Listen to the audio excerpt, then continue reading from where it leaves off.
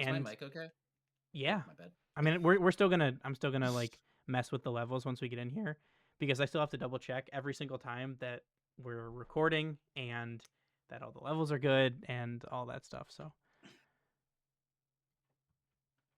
new year, new mic, new camera, new Quili. Same Quili, unfortunately. Ah, Still a silly goose. same Luka Doncic jersey. Same look at Doncic. I don't like wearing that one, so therefore it's going to be forever a hug. Hey, it's fair. I mean, I got my. Uh, I guess the best way to say it would be jersey graveyard because we got Renegades doesn't exist, Team Liquid doesn't exist in Rocket League, Luminosity, which is now an APAC team, and that one is Space Station, the camo one, which is Space Station's forever. the snowmen. They've Yeah. signed the snowmen, so I love that signing so much. Words cannot express how much I love that signing. it's certainly going to be I interesting. I had Scribbles in my fantasy league last season, and I was ride or die with him. That's probably a pretty good pick too. He probably was not. He probably was not worth a lot of. It's very low value, Yeah, high exactly. reward. Yeah, Let the kids play, you know. exactly. But I think the levels are good. We're recording. We're live on Twitch for Mm-hmm. the people that are here. You ready to get started? Yes, sir. Awesome. Well, hello everyone, and welcome back to the Boost Over Ball podcast. To listeners new and old, hello and welcome to the show. Thank you so much for tuning in. I'm Kyle K Cube here on the left, joined by Quili, who's that way. I have to point the other way on the camera. I forgot about that. So it's one way or another. It's a Yeah, 50-50 guess. yeah. I think I'm on your right. You're Luka Doncic way. Yep, I'm Luka Doncic way.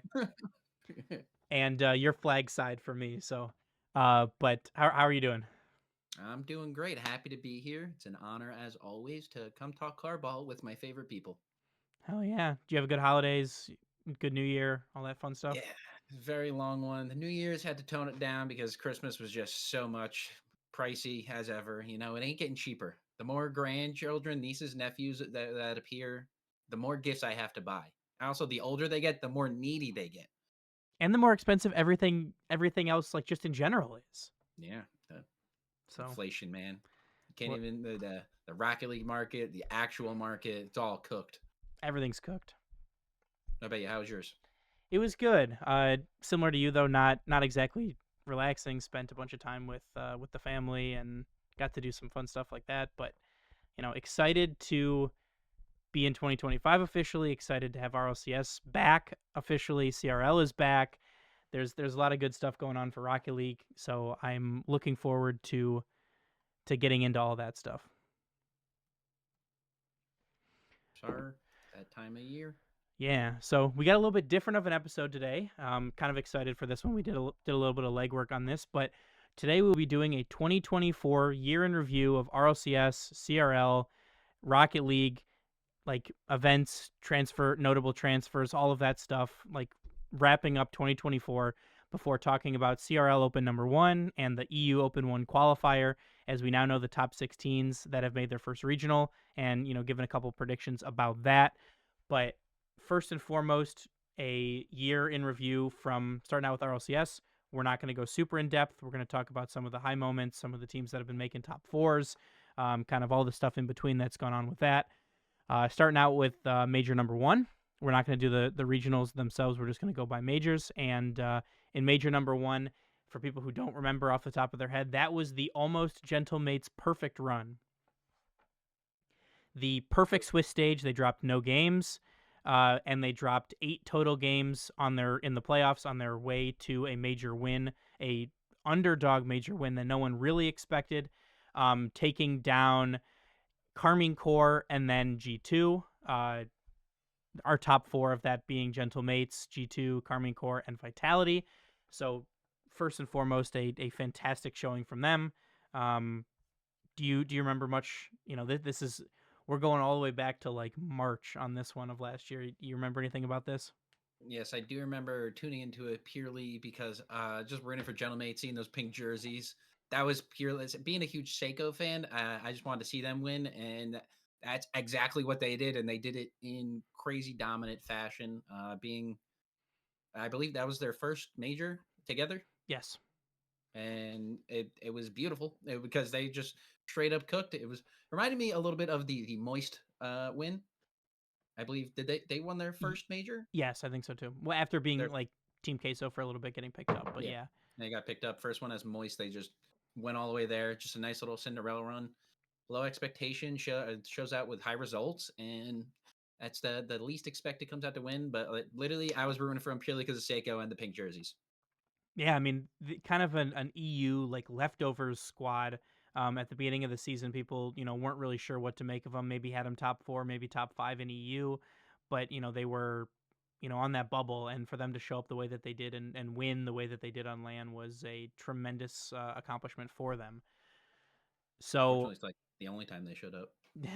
well, I mean, they were always there or around there, but never in that way again, like for Hmm. sure. But moving into Major Two. That was one that didn't quite have everybody that we expected to be there, as we were missing, pretty notably missing Carmine Corps after failing to qualify for regional number 5, dropping to SA and 100% in the open qualifier. They did not make an appearance at regional 5, and because of that, combined with their performance in majors 4 and 6. They did not make an appearance in major 2. Uh, in London at the Copper Box, again, they were not there. Vitality was able to sweep through Swiss. They were top Swiss, but they got first rounded by Furia. The infamous picture. Yep. Oh yeah. If you know, you know. If you know, you know. Um, Team Falcons made their first Grand Finals appearance of the year, at least on the international stage. Right, they won every single regional in their own region, but they made their first international Grand Finals appearance, taking down Gentlemates in 7 games to get there. G2 beat Furia in 6, and then Falcons in 5 to take home their first major. Our top 4 was G2, Team Falcons, Gentlemates, and Furia, a quite a different top 4 to what we saw the last time. You kind of start to see the emergence of Falcons, but then we started to talk about a little bit. Well, maybe was the moment too big for Falcons? What really happened, because they looked so dominant, and then they won. They won one game against G2, and G2's first international win in quite a while. So props to them. Fantastic showing. They looked incredible, but we did not see uh, the same performance from Gentle Mates. I quite frankly think that Gentle Mates Falcons Game 7 series was probably the best of the tournament. Um, could have been a grand finals matchup, but the bracket didn't shake out that way for them. But what else do you remember about Major 2? I believe I don't know. This could be a crazy take, just to undershoot him prior to this, but I feel like this was the emergence of Furia, and that all the teams had to respect them in the same region because the taking down Vitality and how aggressive they were, the pure aggression, that was pure hatred. They won purely on hate of Zen. Oh yeah. I feel like that was the emergence of Furia in the Sam region. As to I think that was like their first notable moment that the tides are turning, and it's not just an NA, EU, and slowly emerging MENA because of Falcons competition. Yeah, I mean, we saw it like Worlds 2022 in Dallas. We saw that Moist Furia series was the most watched of the entire tournament, and Mhm. we saw the emergence there. And after 2022, Furia moved to NA to compete for the year, and that did not go as well for them as they had hoped. They didn't. They were not able to perform. They were not able to make majors, and they moved back and took their rightful place as the Kings of Sam. And I think you're right. I think that the major number 2 was really where we saw, them, I guess, get that more experience, get their confidence back, really, put the flag that Sam is here to stay, that they're here to stay. So they're a dominant team in a pretty substantial region, and they had the results to back it up here. Also, seeing an NA team win a major is always great. Oh yeah. Oh yeah, Can never argue with that. especially in London too, on in hostile In the copper territory. box, in the Yeah, copper box, that's their staple. you know. And then for RLCS, last but certainly not least, we have Worlds. We were both there. We both were, taking some pictures, working at the event. Um, the big headline heading into Worlds this year was Twisted Minds. They couldn't or didn't or couldn't or who knows actually really why could not make it to Worlds, and the next four MENA teams after Twisted Minds in terms of points finish had already made roster changes, and people were not willing to come out of retirement or to switch back to their old rosters to take that world spot. And so Oxygen from EU ends up taking the MENA number 2 spot to be the fifth team from EU to make the World Championships. And that kind of set the stage for some interesting predictions, just because you are getting a major region team filling in a minor region spot, even though it kind of seems like we are getting some minor region spots to major regions anyway. But from there we have G2 and Falcons sweeping Swiss, dropping only 2 games apiece, en route to a dominant top 2 finish. After the third Furia, they had the third, fourth place, and then the fourth, fifth place match coming out of Swiss. Furia finishes in third in terms of like seeding. They lose the fourth, fifth match to Karmine Corps, and then they lose the fourth, fifth match to BDS to miss out on having a second life in the tournament, just barely. But coming out of those matches, they get G2. G2 uses their second life after dropping Game 7 to BDS. They beat Furia, and then they beat Karmine Corps, both in 7. Both they had to foil a reverse sweep attempt after going up 3-0 in both of those series.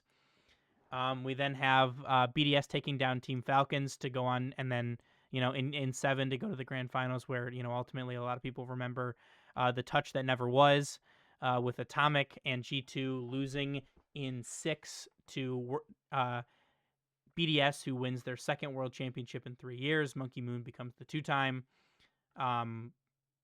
This one we can talk about a little bit more. We were both there. It's a crazy atmosphere. What are your what do you remember? What are your thoughts about Worlds? I remember the sadness of an NA team not winning in the championship. But it was a cool experience all around. Obviously, getting to be there, getting to be more involved, feel the emotion of all the games. Oxygen, obviously, being the Cinderella story of that land. Yeah, I mean, we It talked was about like Archie before they found out was at like 2 hours past 2 weeks in Rocket yeah League, right? He was not. They were not grinding the game, so for them to have the showing that they did is pretty impressive. yeah. It was very impressive. It was cool to see. Obviously, there's not a soul in the Rocket League community that's going to root against Joyo. Everyone just wants to see a smile on his face. And if you don't, I worry about you. Um, but yeah, it was a crazy series. Literally every single series could have gone either way. And obviously Monkey Moon cementing himself as debatably the GOAT, and then proceeding to explode that team in 17 days. It was definitely a crazy time, and the high hopes, everyone, the high expectations was to see how Karmine Corp came out after not making major number 2 and having a not so great performance in major number 1. I thought everyone had their eyes on them to see how they would do, and they did. They did obviously respectable. They made it to top 4. Obviously, not making the top 2 or top 1 like they probably would have wanted. I can only imagine what Farah was doing to whiteboards after. Um, but yeah, it was a crazy experience all around, and BDS showed out after taking out what EWC is that the other world championship in Saudi. That after winning that, after not really winning anything all season, and then coming and winning that on away territory, it was a crazy impressive feat, and they deserve all their flowers. But yeah, it was a crazy way to end off the season, and um, and then kick off the craziness of free agency. Indeed, and it's funny you mention it because I have the next event that we have, not necessarily in chronological order, is the Esports World Cup.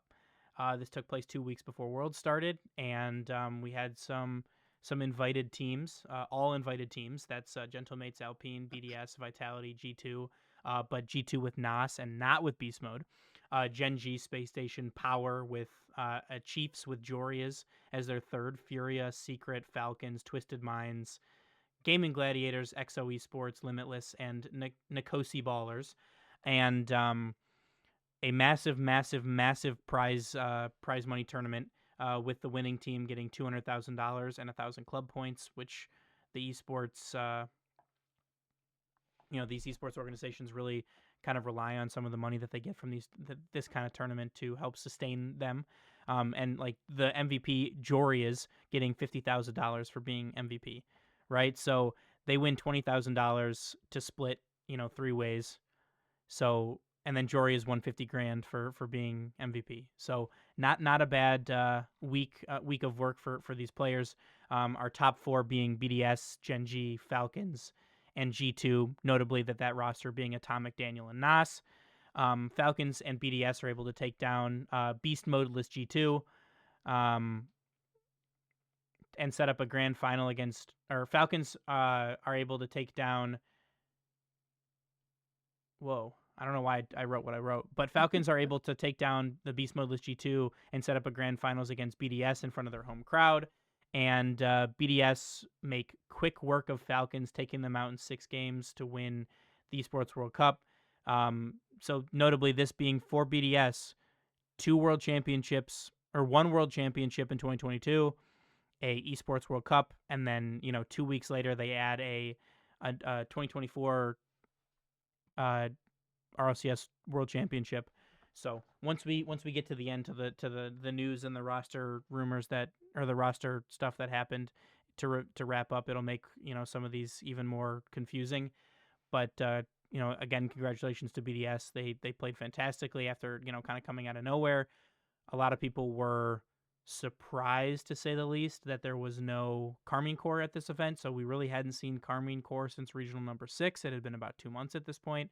How were they grinding? What were they doing in scrims? Who were they playing? Things like that. So certainly interesting, an interesting storyline that was headed into the World Championships. But what do you remember about the Esports World Cup? I think obviously the elephant in the room is obviously Beast Mode not being there for personal reasons. Obviously, there's been that's been a reoccurring thing now. Is Beast Mode just not wanting to go to things because of personal issues? Obviously, it's personal stuff. We can't. It's not our room to be like, hey, you can't do that. But it's obviously something that's happening, and obviously, I think something this trio is going to have to take into account. But assuming it's all major RLCS stuff, he should most likely be attending it, so it's nothing crazy. But the obvious thing, if my mom had wheels, she'd be a car. But if Beast Mode was there, do you think there's a different outcome, and do you think World's outcome changes? Yes. Do you think G2 takes it? Yes, I think G2 wins Eh, both. You think G2 wins both? Because I definitely feel like they missed out on some crucial the momentum. I think BDS got crazy momentum, especially beating Falcons in front of their home crowd. I think that was a crazy swing of momentum for them, who haven't really done much in the season up until that point. I mean, like you Um, said, they beat Falcons in front of their home crowd, and then they turn around and they beat NA in their home in crowd. front of yeah, So, the- like, you're not going to get much more of a hostile crowd environment than against Team Falcons in Saudi Arabia, because like NA that room fans, was right? There's that room was G2, so good. there's NRG, there's they have so many different teams that people are fans of, but in Saudi Arabia, it's Team Falcons and only Team Falcons. Like that's super hostile. And I think that, Beast Mode at this time was over the age of 18. So it was speculated that um, at past Esports World Cups, when he went with version 1, that because he was under 18, a parent had to go with him. And so the org paid for, his family to come out with him. And that was, you know, something that he enjoyed. And so it was thought that he didn't want to travel that far by himself as a newly turned 18 human, and his parents were not going to get to go for free.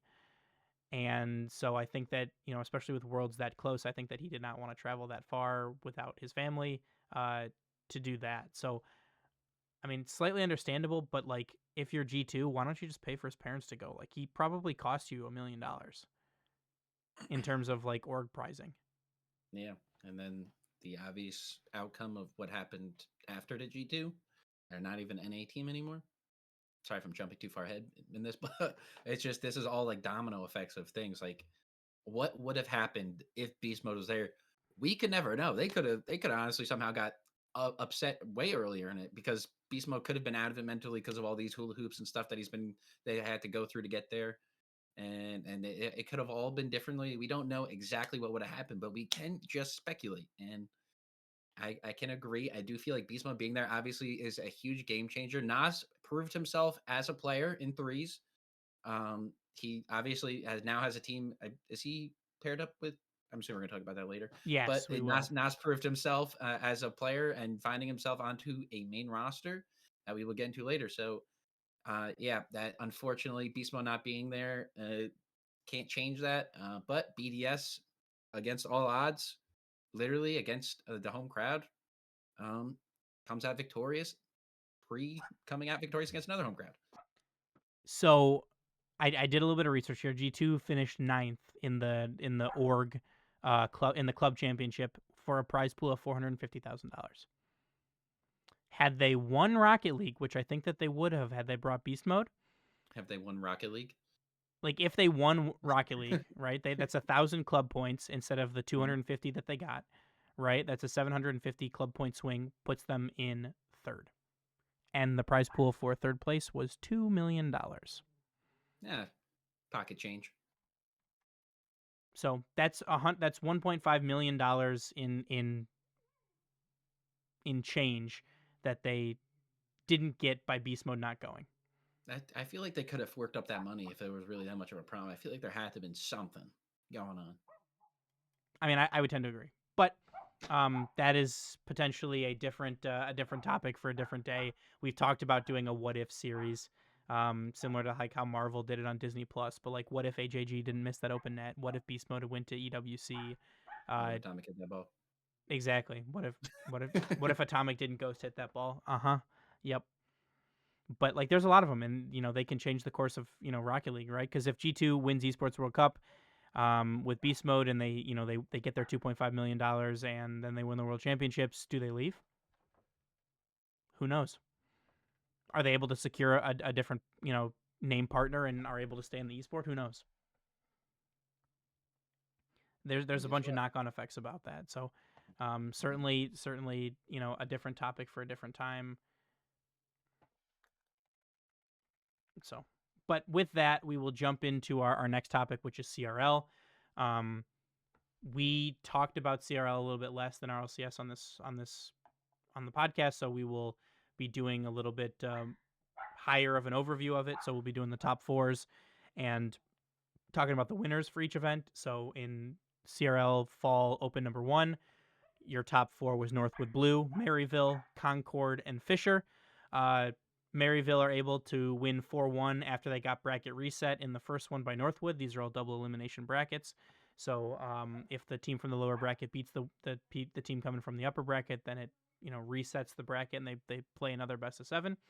So Maryville win 4-1 in the second grand final series to win Open number 1.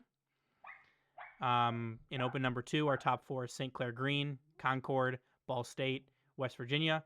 Concord is able to bracket reset St. Clair Green and win their first Open. They won the first series 4-3. They won the second series 4-3. So playing the absolute most Rocket League possible on the day in the grand finals to win. In Open number 3, our top 4 is Akron Blue, Northwood Blue, Concord, and Fisher. Northwood Blue falls just short of completing the bracket reset against Akron, losing in Game 7 of the second series to give Akron their first Open win. And last but not least, we have Open number 4 with the top 4 of Northwood, Blue, Concord, Maryville, and West Virginia. Maryville are not able to finish the bracket reset after sweeping Northwood Blue in the first series. They are then swept in the second series by Northwood as Northwood takes the win. So notably, that's a different winner for every Open. We have Northwood Blue for 4. For 3, we have Akron. For 2, we have Concord. And for 1, we have Maryville. So kind of really set the tone for the Fall National Championships. I'm not sure how much of CRL you watched, but is there anything that stuck out to you from CRL? I can say I have never watched CRL really that closely, but I believe the Akron team should get LeBron James as a mascot, I mean, that would be fair. purely just because he's a kid from Akron. Yeah. No. That set the tone for the Fall National Championships, notably not the World Championships, but the Fall National Championships, which was just a single elimination, best of 7, top 8 tournament. So we got a top 4 of Northwood Blue, West Virginia, Concord, and Maryville. Stop me if you've heard this before. It's pretty similar to most of the other top 4s we've gotten all year. Concord are able to take down Maryville in 7 and Northwood in 6 to win their first ever CRL National Championship. That series against Maryville was a fantastic series to watch. If you haven't and you're looking for something to do, I would recommend going back and watching their run. It was truly some impressive Rocket League and a great series. So congratulations to them on the first ever Under Blast, first ever CRL National Championship, and we will talk here a little bit more in depth about Open number 1 for the spring circuit for CRL. But congratulations again to Concord. Okay. Last but certainly not least in terms of tournaments here, we got the FIFA E World Cup. Rocket League made its debut in this tournament, and most notably for those NA fans, Team USA did not make it out of their group with the roster of Reynolds, Cheese, and Magic Bear. The original Team USA roster, which would have been First Killer, Atomic, and Daniel, again, no Beast Mode. Beast Mode was building a house, and so that's why he bowed out of that tournament. But and again, I have to preface this. We don't know for sure. We don't know for sure. We don't know for sure. But in my personal opinion, and also people know that I'm not a huge First Killer fan, but in my personal opinion, we saw Atomic and Daniel willing to compete with Nas at Esports World Cup. I don't see any reason why they wouldn't be willing to compete for Team USA again. Like, things could have changed, right? Maybe there's a sour taste in their mouth because of what happened at Worlds. Maybe they just don't want to compete. Who really knows? But in my personal opinion, you get the announcement that the team no longer wants to compete or wants to to make the trip. To me, that sounds like First Killer. But again, I have no knowledge or like insider information on that one. Yeah, it was really heartbreaking when that news dropped because, like, even with First Killer, obviously the people on the show, not a big fan of him, but he's still a huge stat. He's still a great replacement, a good option. Definitely a better player than Nas, in my opinion. So I definitely think the outcome would have been a little better. The competition obviously is going to be a little bit harder because this is the nation's best players altogether. Um, but yeah, it was truly not a good feeling. And as a doubter of RMC going into this, it sucks to say, but I was right. Hey, I mean, we talked about it. We talked about it on the podcast before they went. You were on that one. We talked about the FIFA E World Cup. We talked about really, like, we weren't super high on RMC and Team USA's chances. So I was, intrigued to say the very least about what they were going to do. And in my opinion, that First Killer, Atomic, Daniel go from guaranteed top 2 in their group to they're going to need a couple of results to go their way to be able to make it, and they did not make it. I was questioned my intelligence was questioned when I said they weren't a top 8 team. Gosh dang it, they were not even. They were very close, but not quite. But also, like, and this is absolutely zero shade towards Reynolds, Cheese, Magic Bear, right? Like, the country called and they answered, so like I blame them zero for taking the opportunity and going. right? I would have done the same thing if I was in their position. They're not necessarily the first choice, but they're definitely not the worst choice. They did Team USA proud as far as I'm concerned. They competed their hearts out. I know a couple of them were sick throughout the tournament. They put in their best effort, and they got really close. So again, no shade towards them whatsoever. It's just not the absolute best roster that could have been sent by the U.S. Yeah, the competition was just too stiff for a mid to high tier regular NA roster to be going against all of the best players from around the world. Yeah. So with that being said, our top four was Saudi Arabia, which was Team Falcons. We have Brazil, which was Team Furia. We have France, which was Zen, Vatira, and Monkey Moon. And we have Morocco, which was Itachi, Nas, and Drali. Saudi Arabia was able to make quick work of Brazil sweeping them. And then Brazil and France. But France beats Morocco in 7. Saudi Arabia then beats France in 5 to win the the FIFA E World Cup, to win their first Grand Finals of the year, to kind of get the monkey off their back, so to speak, in terms of Grand Finals performance. So, what did you think about the playoffs of the FIFA E World Cup, and were you surprised by the results? Definitely surprised because obviously Team Falcons struggled in the big moments going into this, and not just they also they weren't even doing that crazy well in the placement match. Is that what their placement matches, qual matches?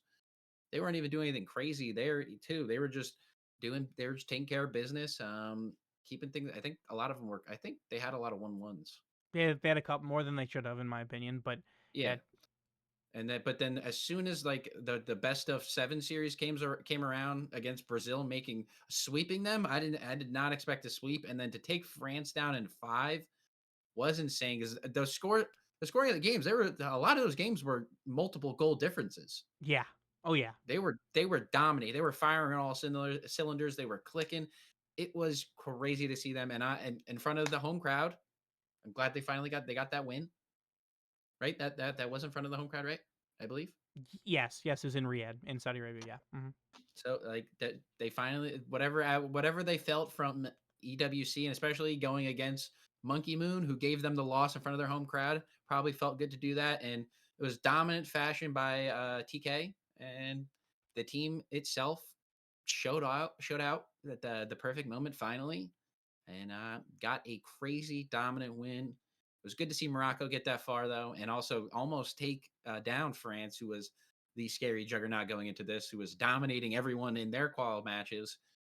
It was cool to see them get as far as they did. I did have a lot of faith in Belgium, and they showed out definitely higher than everyone else expected. For sure, yep. But I had a lot of faith in his name's now A Tau, Atau. yeah, a Tau. The Belgian team was a Tau, Compact, and Astral. I had so much faith in Atau holding that team together, and he did that. They were a crazy, great team together, and made it farther than everyone else projected. But yeah, that was a great. You can never argue with some off-season car ball. No, and So it it was great games all around. it just showed how dominant Falcons were throughout the end of the tournament, because they did a MVP for every day of the tournament. Day 1 was Zen, day 2 was TRK, day 3 was Rawas, and day 4 was Clears. All And your three of them got overall along. tournament MVP was TRK. So, of the 5 MVPs, Saudi Arabia got 4 of them. So They're a great team. they certainly were. And then the Do you last, think? go I ahead. was gonna say, do you think they keep this forward? Do you think they keep this momentum? I think they do. I don't see any reason not to.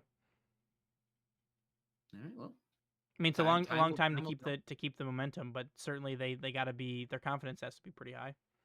Well, aren't they? They're in the MENA region, right? Yes. So they're going to be going against all these new founded super teams that are just forming that we're going to talk about later. Keep forgetting about that.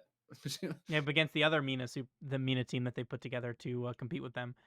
Mm. But now we'll talk about a couple of the notable roster changes and news that we had from 2024. First of which being BDS, after winning 2 of the last 3 World Championships and Esports World Cup, will not field the team for RLCS, at least for Split 1, citing monetary issues and profitability of the esport, which again understood.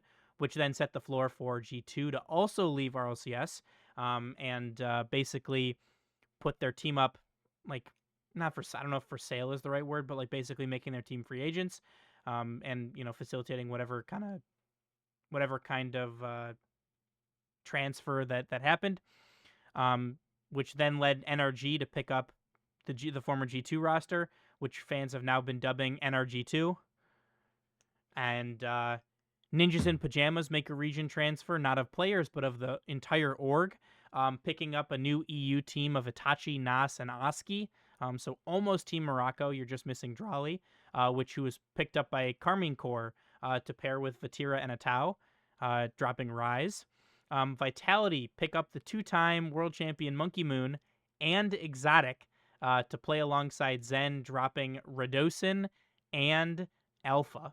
And again, these are not all of the moves. These are just the most notable ones of world champions, of orgs, of mainstays of RLCS moving or leaving. So, what kind of stuck out to you the most about the changes that happened? I mean, obviously, the biggest one is BDS after winning 2 of the last 3, just imploding and just getting rid of the roster altogether. It was a crazy move, not even to not keep any of them and just like let the whole team just go and the entire interest in Rocket League just go, because obviously there's been monetary issues and it doesn't look like it's getting better at the moment. But we can, fingers crossed, hope and pray, hope and pray. It seems like some things maybe turning around. Things are getting there. Obviously, they're gonna figure out in due time, but yeah, a bunch of the amount of roster moves this offseason just felt like a game of chess is being played in my head. Or I don't know what the right game is, but it's just absolute chaos going on right now. The amount of moves going back and forth, and people are pretty much just going wherever, teaming up with all their friends. Amount of people jumping and being imports. I feel like imports were huge this offseason, um, especially compared to in the past. Well, I mean, just And like think about how quickly BDS fell apart. Like the team like got pillaged by It was Vitality and Carmine Corps. 17 days. Yeah, 17 days after. after a world championship win, they said, "Yep, we're out. See you guys. Like, Shoot. bye." And obviously, now we have an answer to when our NRG plays. We actually do. And it's gonna be in the prime moments because they're still probably the best NA roster. I I don't think it's close. I don't know what NA's got going on. I think we gotta work on our depth here. We'll find out a little bit more in the coming weeks. But that sets the stage for the last recap items that we wanted to talk about, which was the Rocket League changes. First of all, Blast taking over ROCS production. We found that out like the very beginning of January of 2024. Seems like almost a lifetime ago, but all in all, I think they did a fantastic job. I think that it's certainly trending in the right direction. We already have all of the dates of all the events for the entire season. We don't know the place for Worlds or Major Number 2, but we know everything else. Um, they've added some cool stuff to the stream. The in person like lighting effects and pageantry of the events have really leveled up in my opinion. From there, online free play has been added, which is something that probably should have been in the game for a long time, but nevertheless, it's in the game now. Um, Boost meters for your teammates on their nameplate, and Huge. last but certainly not least, increased communication with Psionics Epic Blast, whichever it is that you would like to pick.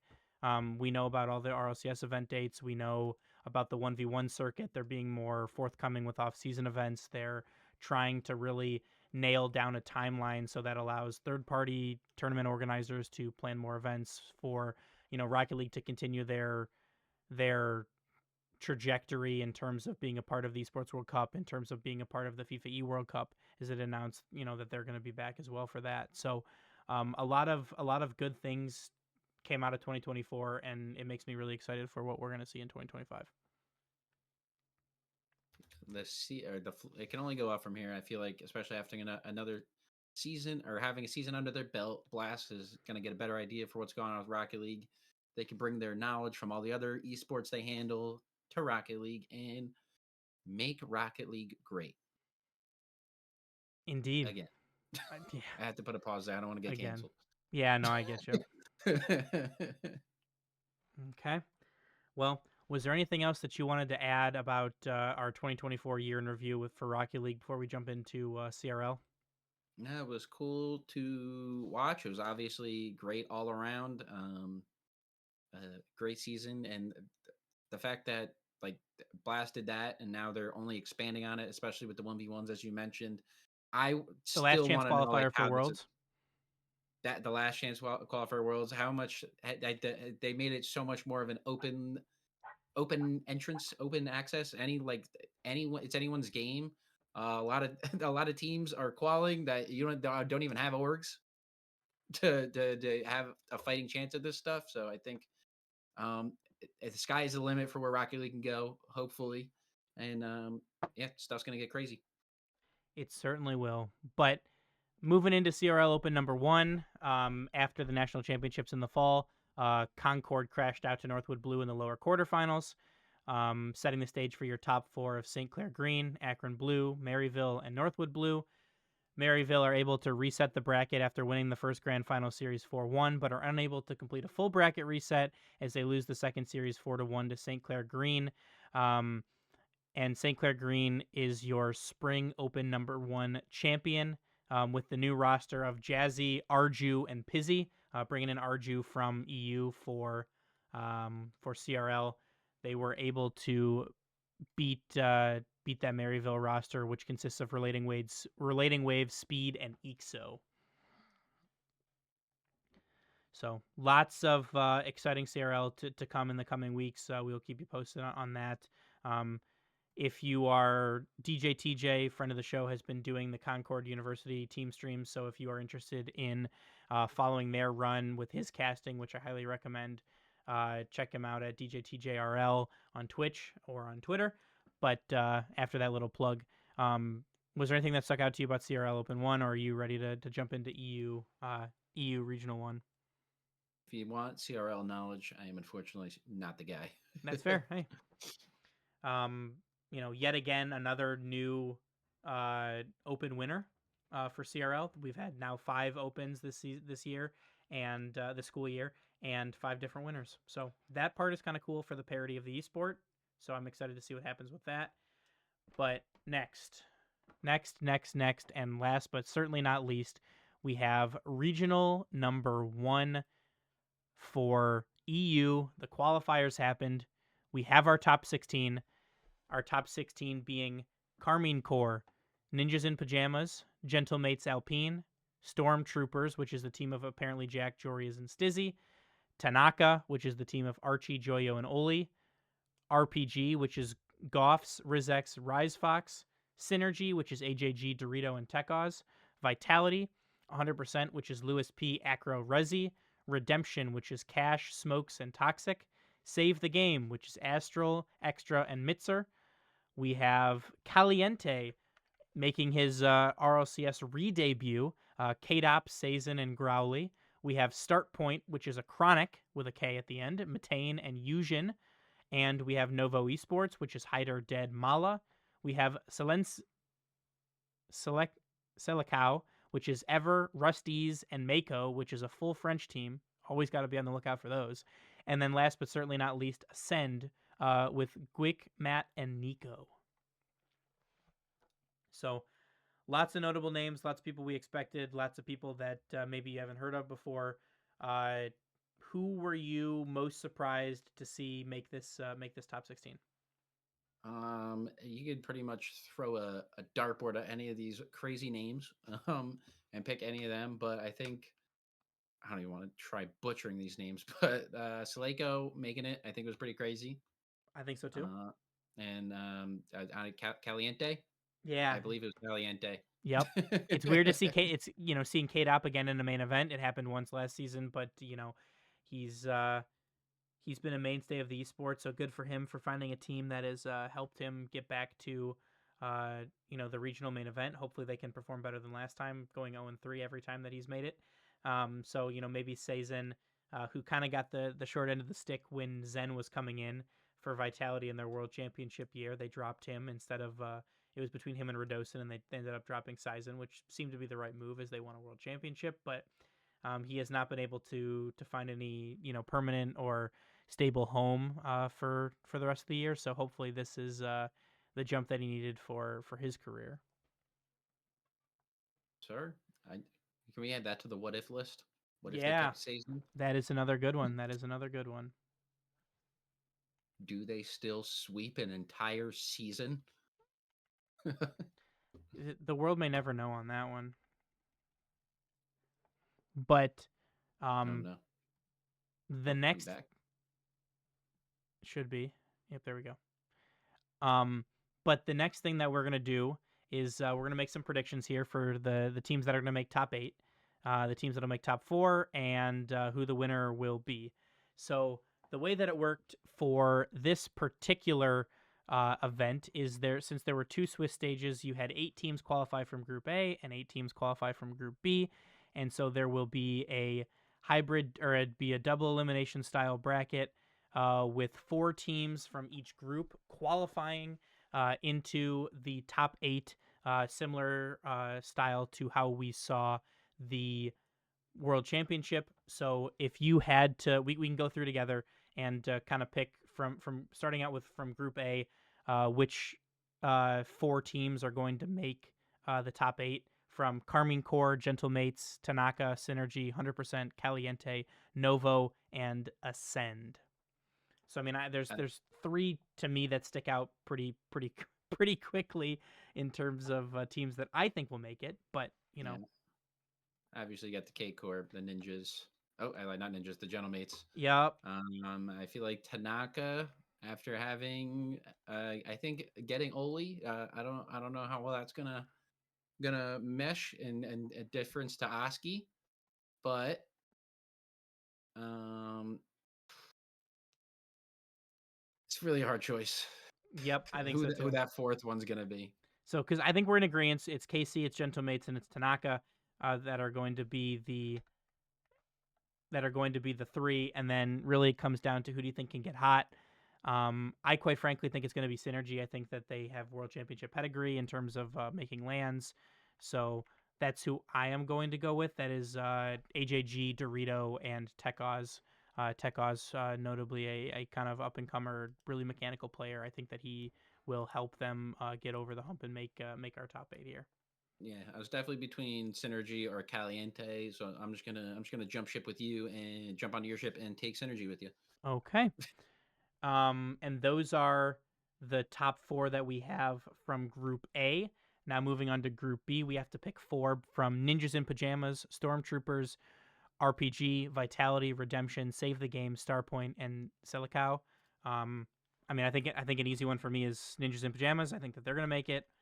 Um, I like Those Vi- Vitality bums, no chance. Vitality is my second one in there. I like Stormtroopers, which interesting that they haven't found an org to represent them yet, but Stormtroopers is apparently Jack Joria's and Stizzy, the former Dignitas roster.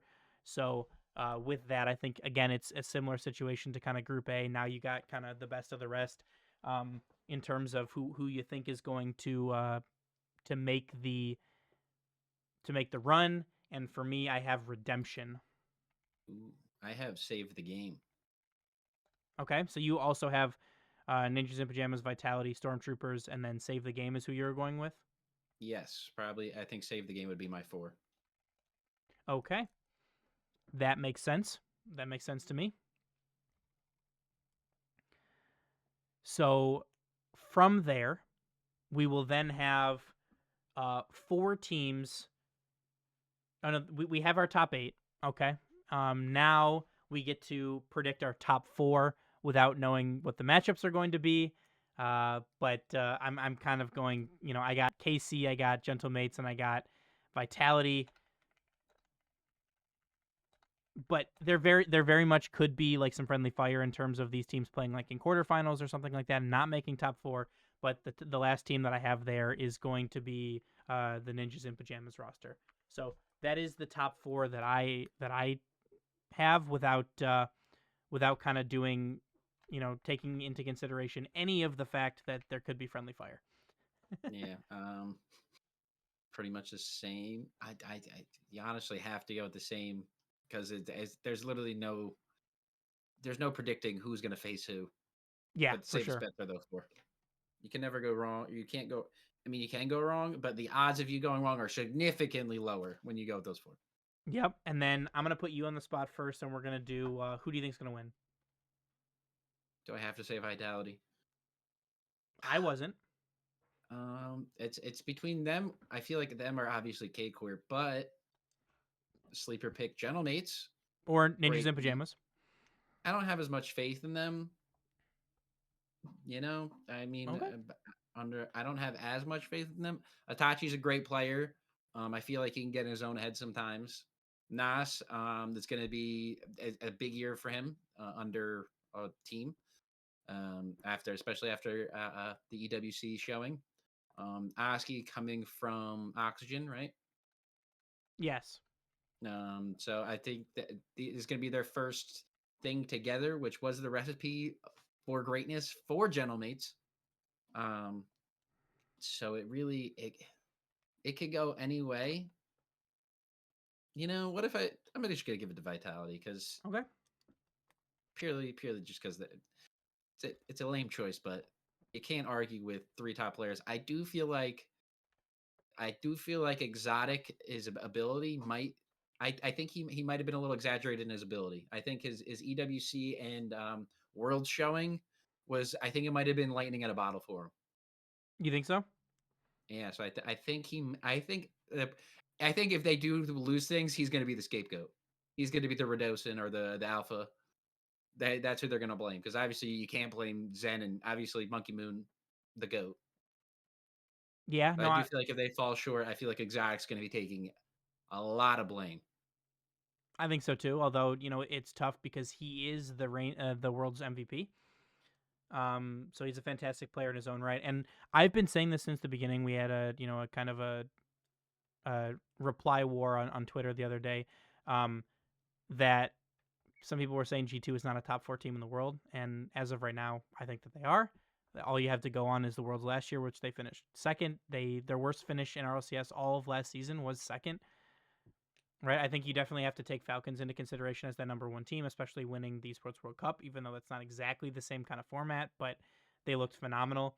And I think Carmine Core, Vitality, Ninjas in Pajamas, and Gentlemates, I think they're going to be great teams. I just, I don't know how long it's going to take all these teams to gel. Right, like they're new teams, and like I'm sure they scrimmed a lot. I'm sure they're playing on top of their game, but like, I mean, is Zen going to conform to Monkey Moon's playstyle? Is Monkey Moon going to conform to Zen's playstyle? How are they going to get to like the end goal of what they want? Is Cassio going to be the one to kind of bring everything together for him? Can Farah incorporate Drali the way that he'd like to, instead of Rise? But there's certainly a lot to think about, a lot to talk about, and I'm very intrigued to see what happens this weekend of finally some more RLCS action. Yeah, no, K Corp definitely. I do think they are debatably or arguably the number one team purely based off having two of the best assisting players in Vatira and Atau. They're high IQ players in Drali. It being able to freestyle pretty much anyone. He's one of the best in-game mechanical players, in my opinion. His ability to just pull off flip resets and just put a ball in the net is insane. From above, he can do it from above the net. He's pretty much in the worlds. He was pretty much pulling off what 2023 Zen was doing. Yeah, I mean, you have two facilitators on your team to enable Drali to kind of do whatever it is that Drali wants to do. The only question is, can he be consistent enough for them to be a top team? So these are questions that can only be answered by watching this weekend. So we kick off Friday, and we will have a regional winner by Sunday. So I am very much looking forward to watching some RLCS this weekend. But was there anything else that you wanted to add about RLCS before we jump into the last section for today? How much faith you got in Stormtroopers? Top eight. Full, Respectable. full stop. Respectable. Appjack is a great player. Jorias and Stizzy also good players. I think that they are a good roster. I think that being back in EU is going to be a little bit different. I don't know if there's going to be any kind of adjustment for Appjack after having played in NA for the entire season, but I'm intrigued to kind of see what happens with them, and I think that they are primed to have an org pick them up in the next Yeah. couple of weeks. I think it wasn't I think Appjack relatively that for their expectations, I feel like they struggled, especially for NA compared to EU. So I do feel like they might struggle back in EU because EU's a different ball game. It certainly is, but they are becoming more and more top heavy every year, every event seemingly in terms of where the talent in EU lies. But with that, you ready to jump over to some roster rumors? Yes, sir. Okay, gotta hit the song.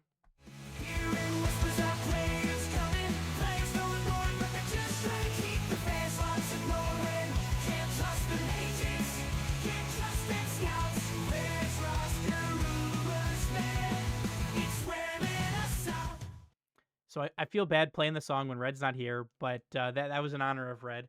He'll hopefully be back with us next week to continue on with his favorite segment and everyone's favorite segment. But the ones we got for this week are the Ultimates, an esports organization out of Saudi Arabia, are expected to sign the trio of First Killer, LJ, and Chronic.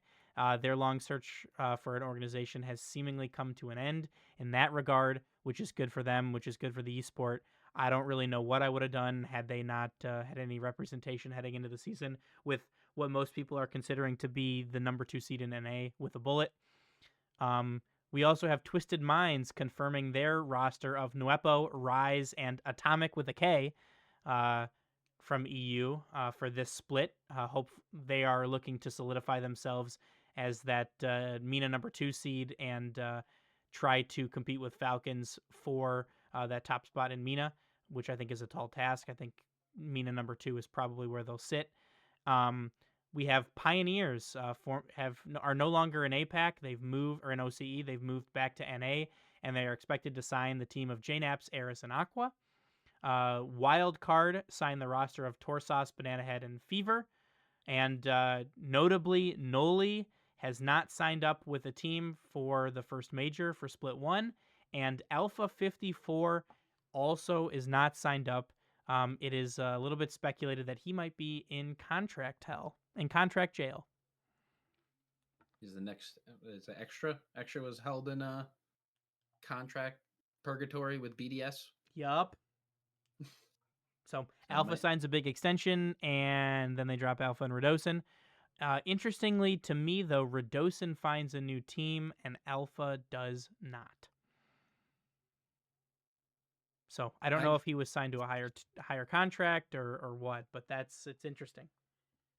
I definitely feel like that could be in play. I definitely feel like coming into that 2023 season, Alpha had a little bit higher reputation, a little more. I feel like he had a higher ceiling going forward than Radosin.